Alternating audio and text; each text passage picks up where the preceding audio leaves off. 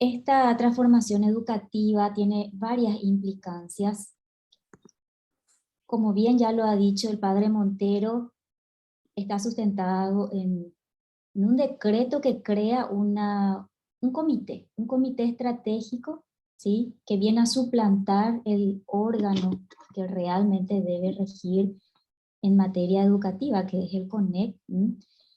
Este comité estratégico está integrado por 4 ministerios y por representantes de la sociedad civil, ¿sí?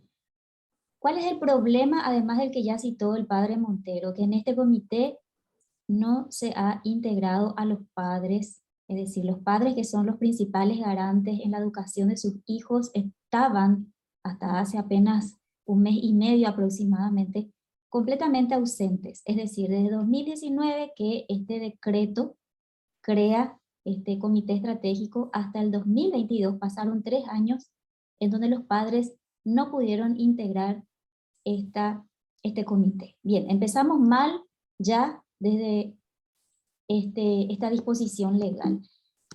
Luego tenemos, aquí ustedes pueden ver la primera reunión de ese comité estratégico, por cierto. Y luego nos encontramos en el marco de este proceso, ya cuando empezó, una serie de lineamientos. Y entre esos lineamientos encontramos lo que denominan enfoques transversales en el marco de la transformación educativa. Los 3 ejes transversales que son enfoques son el de derechos, el de interculturalidad y el enfoque de inclusión. Es muy importante que sepamos en qué consisten estos enfoques o ejes transversales. Y aquí es donde vemos un poquito la definición de estos enfoques, que son, los enfoques son principios, concepciones o valores que se asumen como importantes e ineludibles para el desarrollo de cada una de las acciones del Estado. Esto es muy importante porque si estos enfoques tienen esta finalidad o esta importancia, vamos a ver en qué finalmente derivan estos.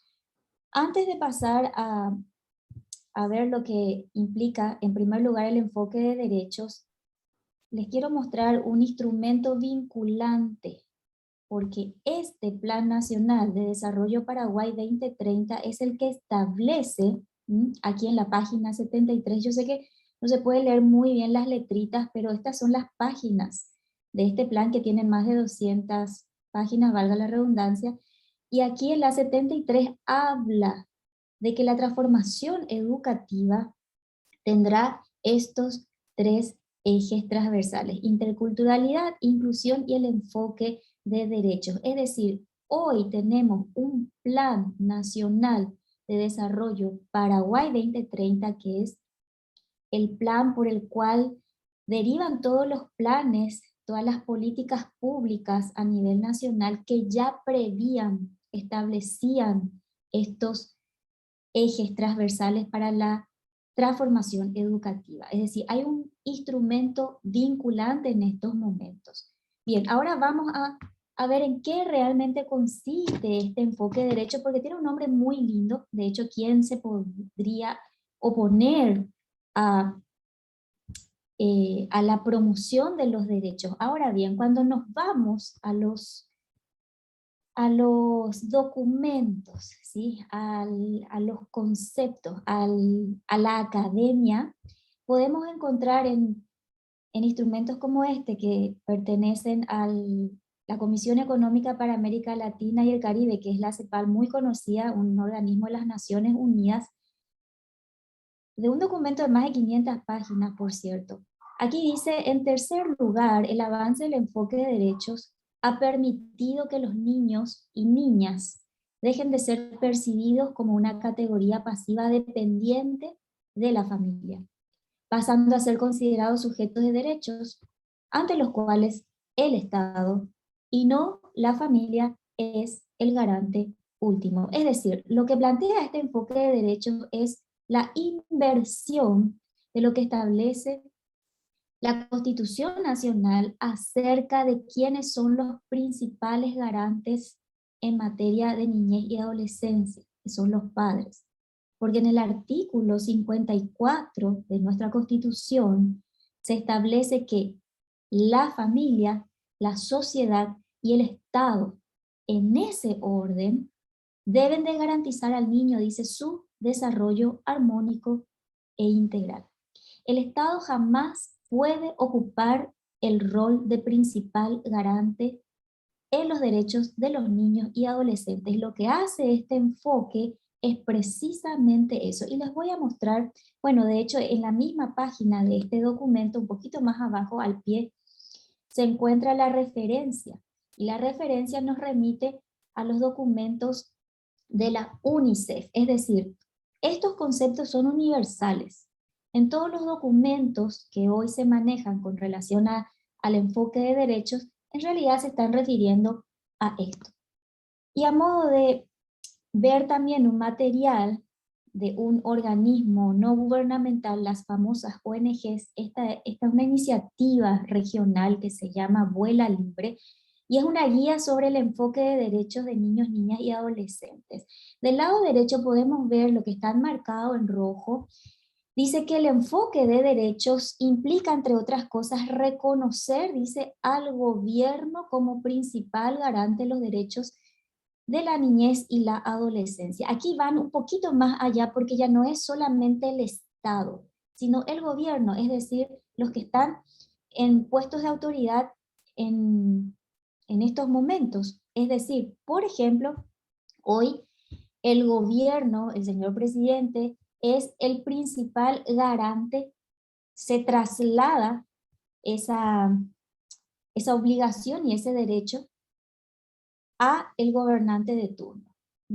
También dice que el enfoque de derechos implica aplicar la perspectiva de género para generar condiciones y soluciones incluyentes, etcétera, etcétera.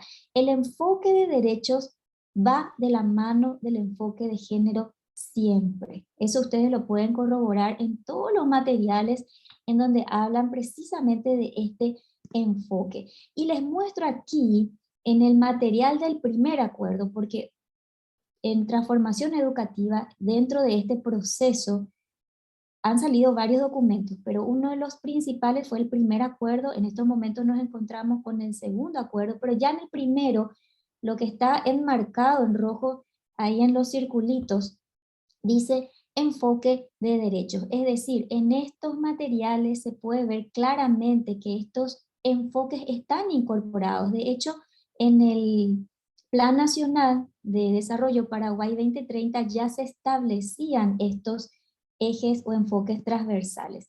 Y a modo de ejemplo, para que vean que esto no es que solamente ahora se está introduciendo dentro de las políticas públicas de nuestros niños y adolescentes. Aquí yo les muestro lo que es la Política Nacional de Niñez y Adolescencia, la famosa POLNA, que tiene una vigencia de 10 años. En estos momentos está aún vigente porque es del 2014 al 2024, y les voy a mostrar cuáles son los enfoques transversales que ya la Política Nacional en materia de niñez y adolescencia establecía. Aquí pueden ver enfoques de la POLNA, del lado izquierdo está el enfoque de derechos, que ya vimos en qué consiste, el enfoque de género, que ya bien el padre lo explicó, que género no es igual a sexo, es un constructo social que está totalmente desarraigado de la biología. Luego encontramos el enfoque de interculturalidad y el enfoque de inclusión. Yo puse un poquito más grande el enfoque de interculturalidad porque quiero detenerme aquí y mostrarles lo que dice este instrumento de política pública para niños y adolescentes. Dice, se considera que la diversidad cultural es un elemento constitutivo de la sociedad, se refiere a la riqueza cultural y a las características de los grupos étnicos, lingüísticos, inmigrantes, campesinos, urbanos, y acá me gustaría que presten atención, orientaciones sexuales diversas, que dicho de otro modo sería la comunidad LGBT, y afrodescendientes. Tienen relación con la comunicación e interrelación entre culturas distintas. Lo esencial del enfoque de interculturalidad es asegurar que las diferencias no se conviertan en discriminaciones y que además sean reconocidas y aprovechadas como fuentes de saber, de pensamiento y de experiencias para la vida. ¿Experiencias para la vida de quiénes? De niños y adolescentes, porque convengamos, esta política nacional está dirigida para niños y adolescentes. Bueno, estos enfoques hoy están también en transformación educativa. El de género no lo incluyeron estratégicamente, pero todo lo demás va. Y como ya les decía y les anticipaba, el enfoque de derechos va de la mano del enfoque de género. Y finalmente está todo dentro, integrado a través de estos enfoques también. A modo de ejemplo, aquí les muestro una captura también de lo que fue el Plan Nacional de Niñez y Adolescencia 2020-2024, que se dio de baja a raíz de que precisamente todos estos ejes, enfoques, conceptos estaban incluidos dentro de este plan. Lo que está enmarcado en rojo del lado derecho dice lo siguiente. Esto estaba en la página 13 del plan que se dio de baja.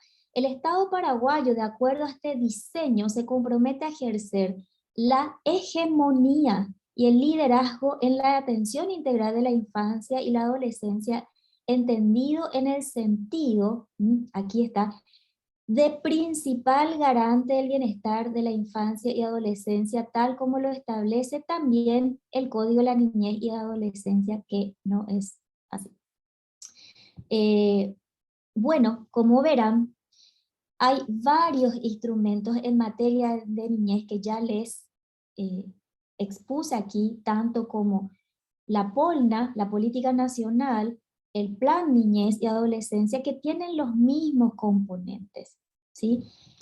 Bien, aquí podemos ver también en esta página que era del Plan Nacional de Niñez y Adolescencia, donde están los enfoques que ya les anticipaba, tal y cual como también están en la POLNA 2014-2024.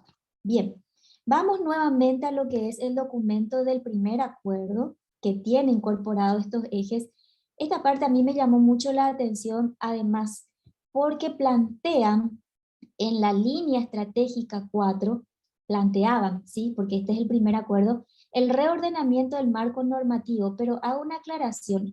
Esto también está planteado en el segundo acuerdo. Es decir, no es vigente. Cuando ellos hablan del reordenamiento del marco normativo, lo que están diciendo es que tienen que básicamente cambiar nuestras leyes, principalmente la Ley General de Educación, perdón. Y cuando empezamos a analizar esto, la conclusión a la que hemos llegado varios de los que hemos analizado estos documentos es de que toda la propuesta de transformación educativa no puede avanzar a menos que se den estos cambios normativos, porque nuestras actuales leyes no permiten la implementación de todo lo que ellos están proponiendo. Así es que mucha atención con esto. Bien, pasamos a otro instrumento que también está relacionado con este proceso de transformación educativa, que es la Ley 6659, que pasó por el Congreso, que es la ley que acoge el convenio de cooperación económica entre la Unión Europea y el Estado paraguayo, de 86 millones de euros, de los cuales 38 millones van destinados a lo que denominan transformar el sistema educativo. Esta es la ley, que tiene un poco más de 50 páginas. Como ustedes verán en el acápite, dice: Ley 6659, que aprueba el convenio de financiación entre la Unión Europea y la República del Paraguay para el programa de apoyo a la transformación del sistema educativo en Paraguay y sus anexos. En toda esta ley están incorporadas, pero las cláusulas y condiciones por los cuales se va a utilizar el dinero que están donando. Esta donación tiene una vigencia de 5 años, así es que va a trascender el próximo gobierno, y podemos ver cuando empiezan a desarrollar que nos condicionan básicamente a tres cosas, que son las que yo pude detectar. Uno, a impulsar, aquí como pueden ver en esta página chiquitita del lado izquierdo, en el segundo párrafo de lo que está enmarcado en rojo, perdón, aquí sería en esta página del lado izquierdo, impulsar el enfoque basado en los derechos, ¿sí? Que ya vimos en qué consiste. También en el tercer párrafo, la igualdad de género, que también ya entendemos básicamente en qué consiste. Y también he encontrado que busca que se impulse, de hecho toda esta ley está sustentado en impulsar la Agenda 2030 y los Objetivos de Desarrollo Sostenible que integran esta agenda, en cuyo objetivo 5 está la igualdad de género, y también en el objetivo 4 que habla sobre la educación. Pero me quiero detener un poquito en la página, a ver un poquito aquí, del lado derecho, donde dice componente 1, resultados del aprendizaje. A ver, vamos a ver, currículum. Sí, acá, perdón. En esta página del lado derecho. Componente 1, resultado del aprendizaje. Revisión del currículum en todos los niveles y especialidades con ajustes graduales incorporados con el bilingüismo, etcétera, etcétera. Es decir, en este convenio de cooperación económica, el dinero que fue donado tiene que ser destinado, entre otras cosas, a la revisión del currículum en todos los niveles. Y quiero que este dato lo mantengan ahí porque les voy a mostrar otro que tiene que ver con esto que está en esta ley. Bueno, dicho sea de paso y entre paréntesis, cuando esta ley o este proyecto de cooperación económica, de donación, se debatió en el Congreso, realmente se dio un debate bastante intenso, porque los legisladores, ya viendo el contenido de este convenio, pues se percataron de que traía insertado el tema de género, por poco fue rechazado. Sin embargo, prevaleció de que era dinero regalado, por lo tanto finalmente terminaron aceptando el dinero, y hoy ya tenemos ese convenio en plena ejecución. Bien, les decía que por favor presten atención en cuanto a lo que decía esta ley, de que se iba a destinar, entre otras cosas, el dinero de la cooperación en la revisión del currículum educativo en todos los niveles. Esta captura que ustedes ven aquí es del segundo acuerdo, ¿sí? Que hoy está en vigencia y que se está consultando con varios sectores a modo de que salga un tercer documento a partir de esto que está aquí. Este segundo acuerdo tiene 9 políticas. Y en la política 1, y presten atención por favor, donde habla de modelos educativos bilingües para las diversas comunidades educativas, nos vamos del lado derecho, donde está enmarcado en rojo, dice lo siguiente: considerando estas oportunidades y el contexto actual de la educación paraguaya, es pertinente implementar líneas estratégicas que contemplen tanto, 1, nuevos modelos curriculares para todos los niveles del sistema educativo nacional, como también el desarrollo de propuestas curriculares para cada uno de los pueblos indígenas, etcétera, etcétera. Es decir, el proceso de transformación educativa, este proceso de consulta que se está dando, propone el cambio de modelo curricular, así como lo hace también el Convenio de Cooperación Económica de la Unión Europea, que es un convenio que hoy se está ejecutando, ya el dinero ya está en ejecución, se están haciendo varias acciones, en tanto paralelamente este proceso de consulta a los padres y a la ciudadanía en general se está dando. Es ahí donde, entendiendo lo que está ocurriendo, tanto en este proceso de transformación, de consulta, como en este convenio de cooperación, se unen en los objetivos. Entonces, el día que se den las revisiones del currículum en todos los niveles, lo que se estaría dando es la revisión, pero bajo las condiciones que establece el convenio de cooperación, es decir, impulsar qué cosa, el enfoque de derechos, la igualdad de género y todo lo que concierne a la Agenda 2030 que también impulsa esto mismo. Bien, aquí ustedes pueden ver que está la política 3, 4, 5, 6, 7, 8 y la 9 que habla del fortalecimiento de las comunidades educativas, pero presten atención, por favor, donde dice sociedad, familia y educación. Han antepuesto nuevamente a la sociedad que a la familia, cuando que la familia tiene que estar en lugar porque es eso siempre están, digamos, introduciendo entre qué conceptos, enfoques y cambiando el orden de nuestra normativa. Bien, aquí yo a modo de ejemplo nada más les muestro y acá quiero que pues entiendan qué es lo que está ocurriendo con nuestros docentes, porque también en el marco de este convenio de cooperación habla de que se debe trabajar y capacitar al plantel docente. Unos 40.000 docentes van a pasar a jubilación hasta el 2030. Es decir, los docentes que son de la vieja escuela, los que fueron formados en principios, en valores, ya van a pasar a retiro. Y hoy la Unión Europea ya está trabajando con la camada de relevo, ¿sí? Acá ustedes pueden ver esta información que ya es del 2019, donde dice el MEC iniciará diseño del plan maestro para formar o formación docente a partir de septiembre con la cooperación técnica de la Unión Europea. La Unión Europea viene trabajando hace años con los docentes, pedagogos, supervisores, capacitándolos.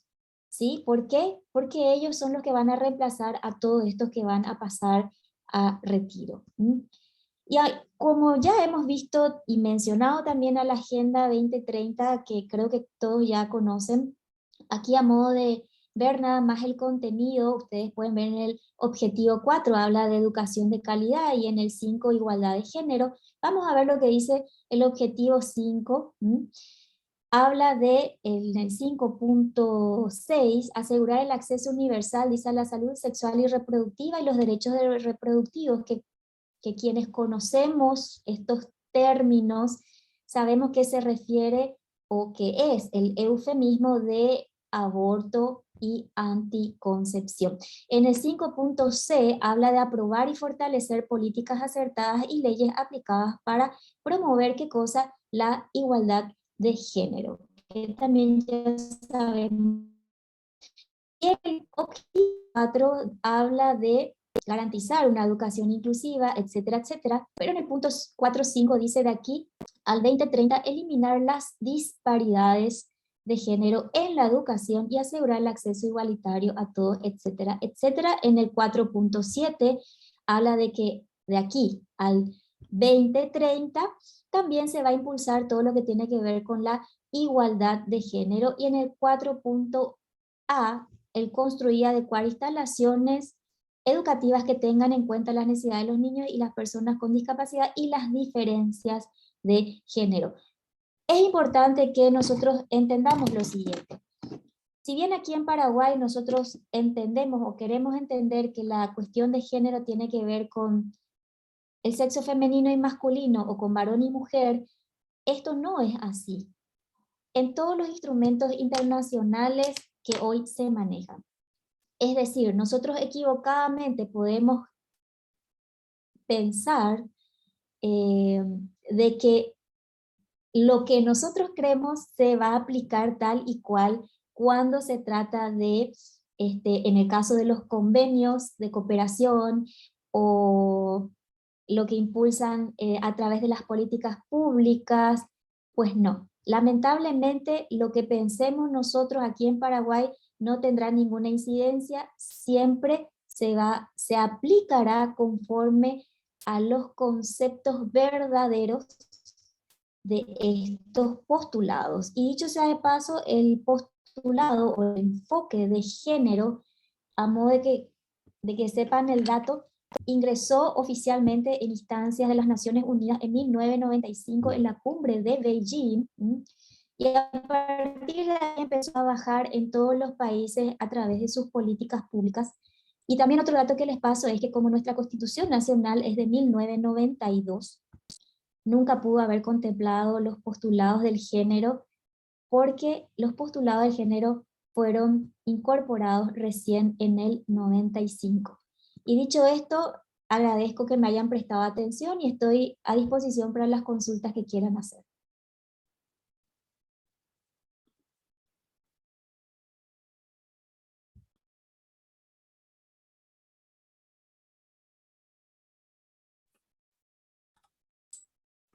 Muchas gracias, doctora Dania Nassif, por estas explicaciones. Y ahora procederemos a formular las preguntas, es decir, a leer las preguntas que los participantes han enviado o pueden continuar enviando también para que podamos leerlas y sean respondidos por el doctor, por el padre Jesús Montero Tirado y por la doctora Dania Nassif. Bueno, Adelante, buenas noches. Bueno, voy a leer algunas preguntas que van llegando. Dice que dirigida al padre Jesús Montero Tirado, dice que en su carta enviada el 11 de julio al presidente de la República, usted menciona que pervierte los derechos de la patria potestad, pasando al Estado el rol que corresponde en primacía a la familia y a los padres, de acuerdo al artículo 54. Si podría explicarnos qué parte del documento, ¿cierto?, haría referencia a esto. A ver, repito, padre. ¿Se escuchó, padre? No le entendí la pregunta, perdone. Bueno, sí, le repito, no hay problema. Dice que en su carta enviada al presidente de la República el 11 de julio, usted dice que pervierte los derechos de la patria potestad, pasando al Estado el rol que corresponde en primacía a la familia y a los padres. Entonces, si nos podría explicar cómo se aplicaría esto en este plan de transformación educativa. Y nada, directamente, como ha dicho la doctora Dania Ríos, se le pasa la potestad garante, de ser el supremo garante al Estado, es decir, y como ha concretado ella, al gobierno, y se le roba a los padres. Es decir, si un hijo tiene, supongamos, conflicto con los padres, sea la edad que sea, en la adolescencia es más frecuente que tengan ruptura, tensión en sus relaciones, puede acudir a la fiscalía y la fiscalía le dará la razón y ese chico pasa a depender del gobierno, deja de depender de los padres, ¿entiendes? O sea, es desastroso porque rompe, por supuesto, no solo el derecho de los padres, sino la familia. Y además le da a los hijos una presunta autonomía y unos presuntos derechos que no tienen capacidad de asimilar. El enfoque de derecho le da derechos, igualdad de derechos con los adultos en política, en economía, en sociología, o sea, en sociedad y en los derechos sexuales. Un niño no puede asumir eso. Los derechos siempre implican obligaciones y el chico no tiene capacidad para responder a esas obligaciones. Es darle una carga cuando presuntamente se presenta como un bien, un beneficio que se le hace. Se le está destruyendo. No sé si respondo suficientemente a la pregunta. El hecho es que los padres quedan desplazados. contra la Constitución, contra el derecho natural. Perfecto, padre, se explica. Bueno, otra pregunta. Dice, esta semana alumnos, docentes y padres tienen que contestar encuestas que haya mandado el ministerio. Son encuestas muy genéricas sobre la transformación educativa. Tememos que sea una validación del programa y creemos que tiene un plan encapsulado de trasfondo. ¿Qué nos sugiere hacer al respecto? Esto le preguntan a la doctora Dania. ¿Participar de esta encuesta o qué otra alternativa tenemos?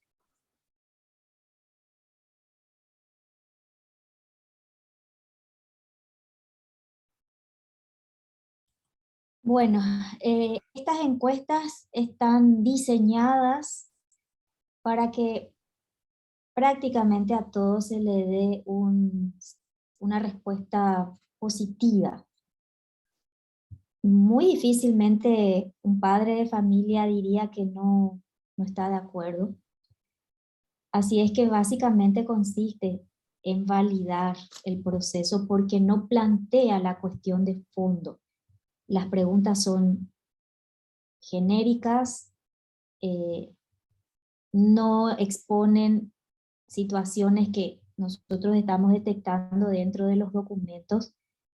Y entiendo también que solicitan los datos de los que van llenando las consultas, es decir, queda todo muy registrado.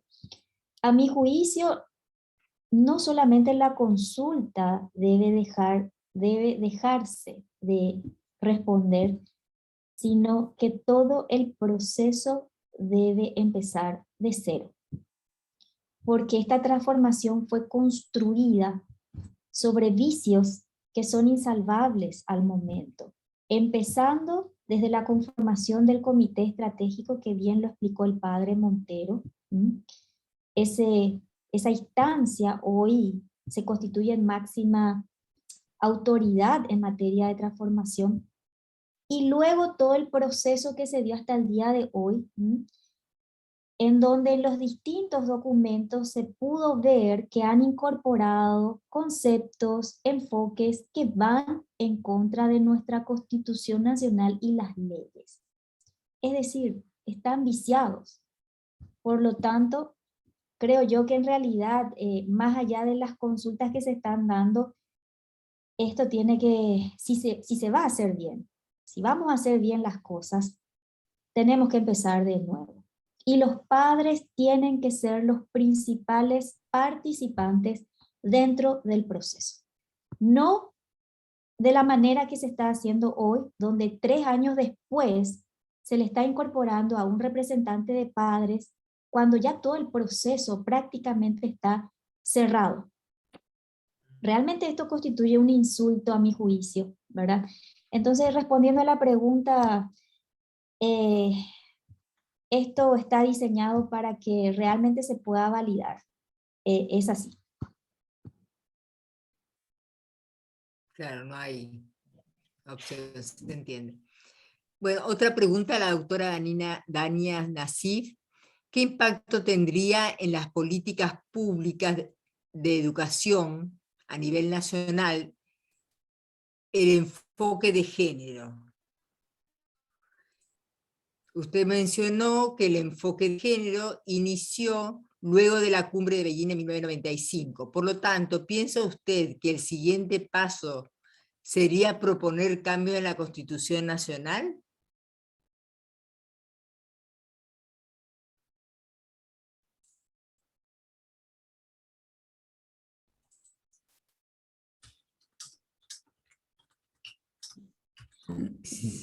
Evidentemente el paso que se estaría dando es el cambio de constitución, porque todos estos postulados del género hoy no están contemplados en ninguna parte de la constitución. Hablan del género o de la autopercepción o de la autodefinición desarraigado de la biología. Para nosotros hoy constitucionalmente existe hombre y mujer biológicamente hablando, ¿sí? El matrimonio es entre el hombre y la mujer. Los hijos nacen de un hombre y una mujer. Por lo tanto, a mi juicio, ciertamente el siguiente paso sería buscar el cambio constitucional. De hecho, ya se estuvo planteando y hasta el día de hoy sigue eso vigente. ¿Qué implicancias, qué incidencia tiene el enfoque de género en las políticas públicas? Y como bien dice el nombre enfoque, el enfoque no es otra cosa que lo mismo que unos lentes. Es como colocarse unos lentes para poder ver todo lo que nos rodea con esa mirada. Es decir, que los seres humanos ya no tienen sexo o no es relevante el sexo, sino el género. Y el género es algo cambiante que puede construirse, y cuando incorporamos este enfoque en las políticas públicas, lo que estamos haciendo es que se vuelva, en este caso, obligatorio en todo lo que se desarrolla en materia de política pública. Pero acá quiero decir algo. Todas estas políticas con enfoque de género son hoy inconstitucionales, porque la Constitución no avala este concepto, este enfoque, inclusive aplicado en materia de niñez y adolescencia, les puedo decir que constituye abuso infantil. ¿Por qué? Porque el derecho prevalente que tiene un niño es el derecho al desarrollo armónico e integral. Eso dice la Constitución Nacional en el artículo 54. Y el desarrollo armónico es el derecho que tiene todo niño a no sufrir interferencias o daño en el proceso de formación adecuada de la personalidad. Entonces, cuando al niño lo exponemos ante información con contenido de género o con enfoque de género, lo que estamos haciendo es alterar su percepción acerca de la sexualidad humana. Y el niño, constitucionalmente hablando, debe ser preservado durante su tiempo de desarrollo en el que va formando su personalidad, va viendo el mundo que lo rodea, va entendiendo lo que ocurre, lo que es él y lo que es su entorno, y al alterar de esta manera ese desarrollo armónico, se está cometiendo abuso infantil. Por eso, el enfoque de género en las políticas públicas de niños y adolescentes es abuso infantil.